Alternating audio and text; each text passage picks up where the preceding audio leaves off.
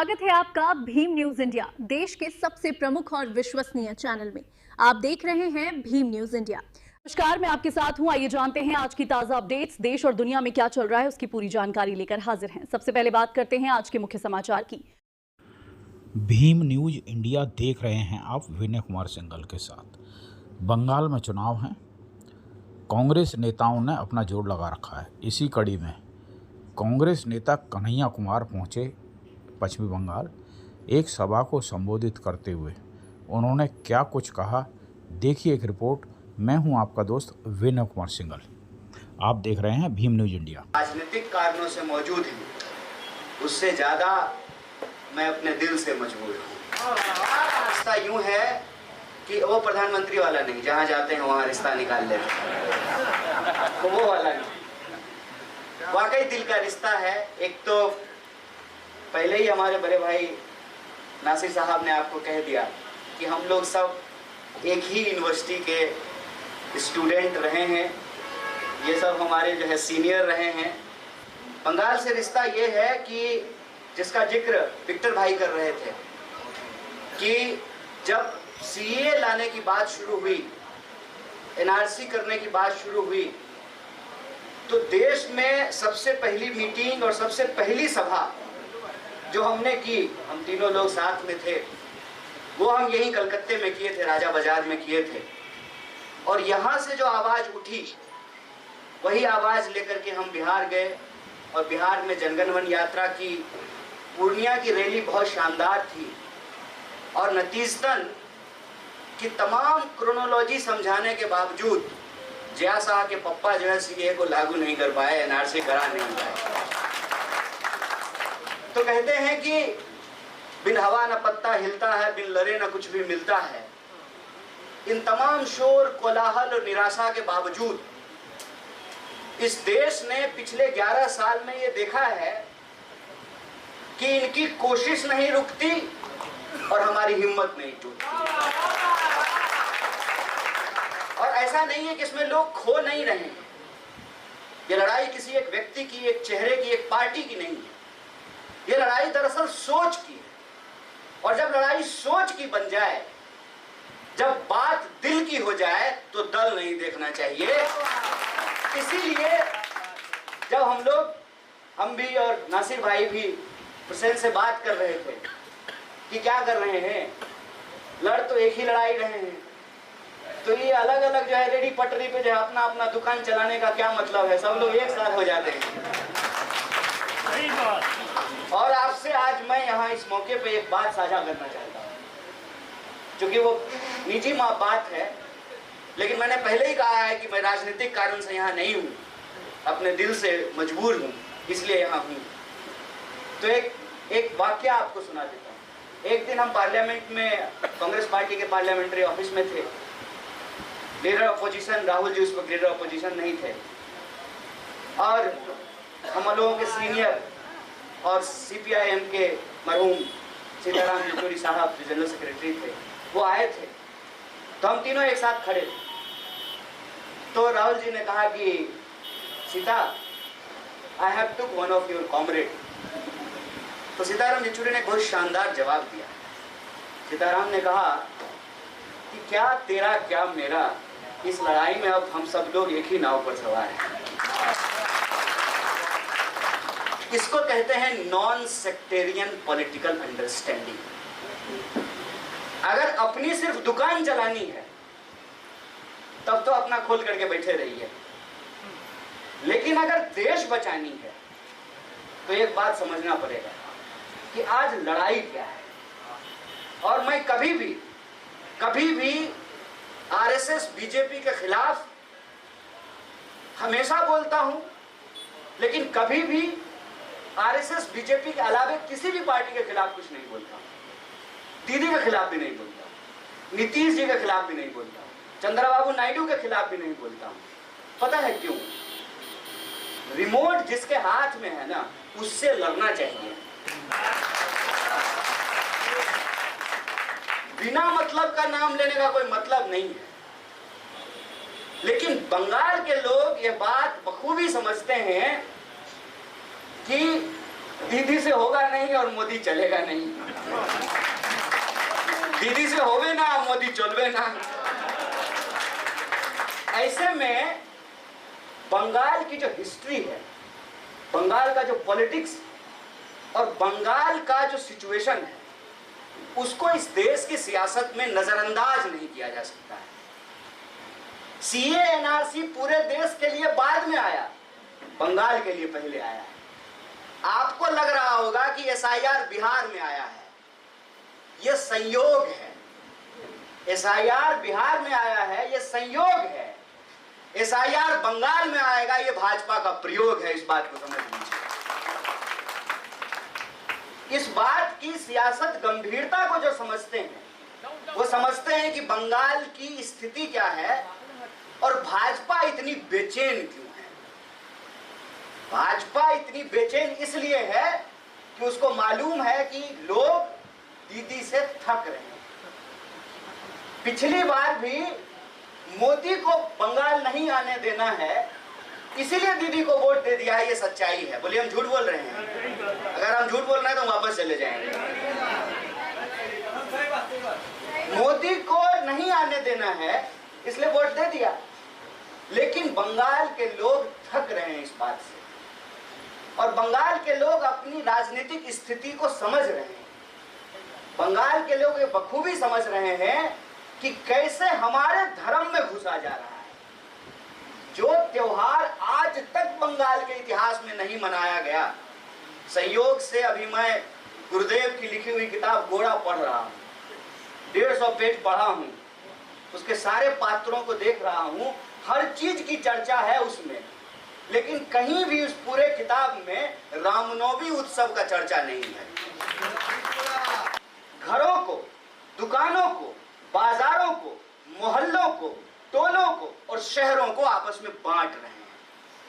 उनको मालूम है कि अगर पूरे देश में राजनीति करनी है, ये मीर साहब इस दर्द को बखूबी समझते हैं कि आपके नाम पर पूरे देश में वोट मांगा जाता है, कश्मीर के नाम पर पूरे देश में वोट मांगा जाता है। और आप पिछले 11 साल में ये देखे होंगे कि भाजपा बंगाल के नाम पर पूरे देश में वोट मांगना चाहती है। जब बिहार में एसआईआर हो रहा था तो ऑफिशियली 1-2 नौकरशाहों ने, ब्यूरोक्रेट ने कहा कि बांग्लादेश के लोग बिहार में पाए गए हैं।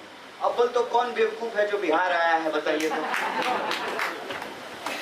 हिंदी फिल्म में गाना बजता था, मेरे पिया गए रंगून वहां से किया है टेलीफोन तुम्हारी याद सताती है। तो लोग काम करने के लिए बिहार से बंगाल आते थे। सैया गए कलकत्ता ये सजनी है। अभी कौन ऐसा बांग्लादेश का बुड़बक है जो बांग्लादेश छोड़ करके बिहार चला गया है? बिहार का लोग पूरी दुनिया में जा रहा है। अभी कैसा बांग्लादेश का लोग है जो पूरा दुनिया छोड़ करके बिहार चला गया है? आप ये बात समझ रहे हैं? ये बात कहां से चलनी शुरू हुई है? ये बात कलकत्ते से चलना शुरू हुई। बार बार ये बोला गया कि घुसपैठिए घुस आए हैं। अच्छा, घुसपैठिए कैसे घुस आए हैं? घुसपैठिए क्या ड्रोन है? घुसपैठिए ब्लूटूथ से डाउनलोड हो जा रहे हैं? घुसपैठिए टिकटॉक के वीडियो हैं, कहीं से भी बनेगा और कहीं भी चलना शुरू हो जाएगा। इस देश में सीमा नहीं है, इस देश में पुलिस नहीं है, क्या इस देश में सेना नहीं है? और अगर घुस जा रहे हैं तो गृह मंत्री क्या कर रहा है? बेटा का क्रिकेट खिलवा रहा है। कौन जिम्मेवार है इसके लिए? बॉर्डर की सिक्योरिटी को देखना किसका काम है? राहुल गांधी का? कांग्रेस पार्टी का? शुभंकर साहब कल से चले जाएं झंडा लेकर के। किसका काम है? आखिर ये बोला क्यों जाता है? ये बोला इसलिए जाता है ना, ताकि इस देश की आवाम के दिमाग में ये डाला जा सके कि तुमको जो नौकरी नहीं मिल रहा है ना, ये नौकरी कोई और ले ले रहा है। ये जो देख रहे हो तुम, इतना भीड़ है बस में, ट्रेन में, हर गली में जो इतना मारा मारी है, ये सब बाहर के लोग आ गए। तुम जो गरीब हो वो बाहर के लोगों की वजह से है। या जो पेपर की चोरी हो रही है, सामान महंगा हो रहा है, दूध टाइम पे नहीं मिल रहा है, नल में पानी नहीं आ रहा है, ये सब बाहर के लोग आकर के कर रहे हैं। और ये नफरत की राजनीति कोई नई नहीं है। ये नफरत की राजनीति बहुत पुरानी है और यही नफरत की राजनीति ये बंगाल के नाम पर पूरे देश में करना चाहते हैं। आप कुछ भी लिखिए, नीचे से कमेंट करेगा भाजपा का समर्थक, आप मालदा पे क्यों नहीं बोल रहे हैं? भाई हम डालडा का दाम पूछ रहे हैं, तुम मालदा पे पूछ रहे हो। ये जो होता है, इसको मालूम है कि बंगाल की जो डेमोग्राफी है, बंगाल का जो बॉर्डर से लगा हुआ एरिया है और बंगाल के विभाजन की जो हिस्ट्री है, उस नफरत की राजनीति के लिए इस सरजमी को अपने कब्जे में लाना, अपने झंडे के नीचे लाना जरूरी है। इसीलिए वो पूरी ताकत लगा रहे हैं कि बांग्लादेशी घुसपैठियों के नाम पर भाजपा बंगाल में कैसे घुसपैठ करे। और इस बात को जो लोग समझते हैं उनको ये सियासी चैलेंज भी समझना पड़ेगा कि सीएए का सारा झमेला बंगाल में क्यों शुरू हुआ। और हम आपको आगाह कर रहे हैं कि एसआईआर का सारा झमेला भी बंगाल में शुरू होगा। और एसआईआर को लेकर के जो हकीकत नासिर साहब ने आपको बताई कि असली मसला क्या है, गृह मंत्री बोलते हैं ना क्रोनोलॉजी समझिए, तो आप भी इनके सरकार की क्रोनोलॉजी समझ लीजिए। जब 2014 में भाजपा की सरकार बनी, याद कीजिए, और मैं बात ये याद दिलाना चाहता हूं, इस मौके पे याद दिलाना चाहता हूं, जब एक आदमी आज कांग्रेस पार्टी ये कह करके ज्वाइन कर रहा है कि इस देश को अगर बचाना है तो राहुल गांधी के लीडरशिप को एक्सेप्ट करना है। याद कीजिए 2014 से पहले देश में एक आंदोलन हो रहा था। आंदोलन का नाम क्या था? अन्ना आंदोलन। याद है ना? हम जवान थे, इश्क करने की उम्र थी और क्रांति से कुछ ज्यादा ही इश्क होता था। वो फैज लिखते हैं ना, वो लोग बड़े खुशकिस्मत थे जो इश्क को काम समझते थे या काम से आशिकी करते थे। हम जीते जी मसरूफ रहे, कुछ इश्क किया, कुछ काम किया, फिर तंग आकर एक दिन दोनों को अधूरा छोड़ दिया। उस रोमांटिक उम्र में जब ये कहता था ना कोई कि भ्रष्टाचार हो रहा है, सारे भ्रष्ट नेताओं को जो है उनका घर तोड़ देना चाहिए, उनका गाड़ी तोड़ देना चाहिए, पार्लियामेंट पे अटैक कर देना चाहिए, सुनने में अच्छा लगता है। अभी हम लोगों ने देखा कि नेपाल में यही हुआ, बांग्लादेश में यही हुआ। वो जब हो रहा था तो नफरत थी कांग्रेस की सरकार के प्रति, कांग्रेस के मंत्रियों के प्रति नफरत था नौजवानों के मन में। और सपना क्या दिखाया जा रहा था कि कांग्रेस करप्ट है, कांग्रेस खराब है, और सपना दिखाया जा रहा था कि एक बार मोदी जी देश के प्रधानमंत्री बन जाएं, हर युवा को रोजगार मिलेगा, हर साल 2 करोड़ नौकरी दी जाएगी, सारा काला धन जो स्विस बैंक में जमा है वो लाया जाएगा भारत, और एक एक आदमी के खाते में 15-15 लाख रुपया पहुंचाया जाएगा। अगर मान लीजिए कि आपके घर में 5 लोग हैं तो आपके घर में 75 लाख रुपया पहुंचेगा। किसानों को उनके फसल का दाम डबल मिलेगा, महिलाओं पे अत्याचार बंद हो जाएगा, हर लोगों को पक्का मकान मिलेगा, घर मिलेगा। याद है वो सब वादा? पेट्रोल 50 रुपए लीटर मिलने लगेगा, गैस सिलेंडर 500 रुपए लीटर मिलने लगेगा। पेट्रोल 100 रुपए लीटर मिल रहा है, गैस सिलेंडर 1000 रुपए लीटर मिल रहा है। 1 लाख लोगों को भी हर साल नौकरी नहीं मिल रही है। किसानों के फसल का दाम तो छोड़ दीजिए, जो किसान 1 घंटे में 1 आत्महत्या करते थे, 1 घंटे में 2 आत्महत्या कर रहे हैं। महंगाई की हालत यह है कि हर चीज का दाम दुगना हो गया है। और भ्रष्टाचारियों का हालत यह है कि जब तक कांग्रेस में तो भ्रष्ट थे और जब से भाजपा आ गए हैं तो देशभक्त हो गए। इनकलाब जिंदाबाद। ये हम अपने आंखों के सामने होते हुए देखे और तब लग रहा था कि ये बस सरकार बदली है। सरकार नहीं बदली थी, सोच बदली थी। सरकार नहीं बदली थी, विचार बदला था।